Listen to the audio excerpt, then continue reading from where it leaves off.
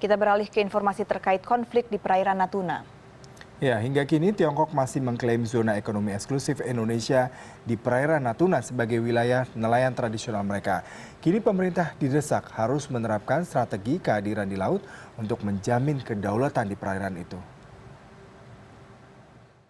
Untuk kesekian kalinya terjadi ketegangan antara kapal pemerintah Indonesia dan Tiongkok di perairan Pulau Natuna.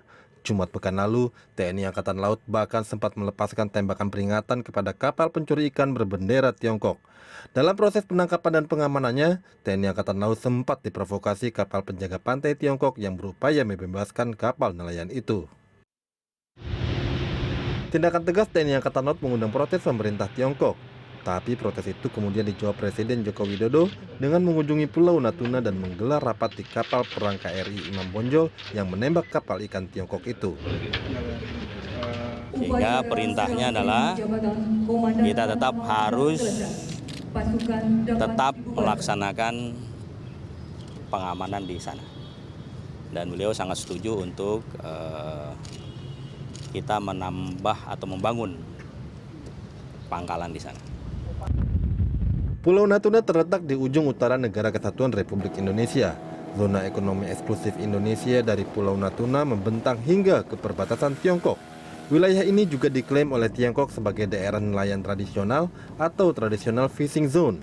Namun klaim itu tidak diakui oleh negara manapun. Perairan Natuna memang kaya sumber daya ekonomi. Di Natuna terdapat sedikitnya 16 blok migas. 5 diantaranya sudah berproduksi dan 11 lainnya dalam tahap eksplorasi. Sementara potensi perikanan di perairan Natuna mencapai lebih dari 0,5 juta ton per tahun atau sekitar 21% dari total tangkapan di seluruh perairan Indonesia.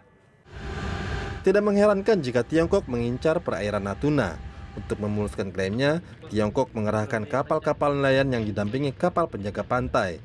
Hal ini merupakan bagian dari strategi laut, yaitu kehadiran di lautan yang nantinya bisa memperkuat klaim. Strategi yang sama seharusnya dilakukan Indonesia. Mengirimkan kapal perang saja tidak cukup. Indonesia perlu mengerahkan nelayan juga agar ada kehadiran penuh selama 24 jam setiap hari.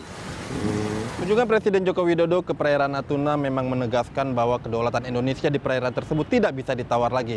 Namun, selain kunjungan, juga perlu ditindaklanjuti dengan kehadiran kapal perang serta kapal nelayan kita di perairan tersebut selama 24 jam terus-menerus untuk menjamin bahwa Indonesia berdaulat di perairan Natuna. Iwan Hermawan, Jakarta.